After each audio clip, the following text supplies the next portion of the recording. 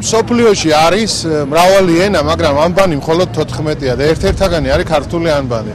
მე მინდა რომ საქართველოს ქუჩებში ყველგან ინგლისური წარწერის პარალელურად მაინც იყოს ქართული წარწერა. გავიაროთ და ვნახოთ, სად არის, მოუწონოთ სადაც არის, სადაც არ არის, დავიცუნოთ და მე მიმაჩნია რომ თბილისის საკრებულომ აუცილებლად უნდა მიიღოს გადაწყვეტილება, რომ სავალდებულო უნდა იყოს ქართული ენა დედაქალაქში.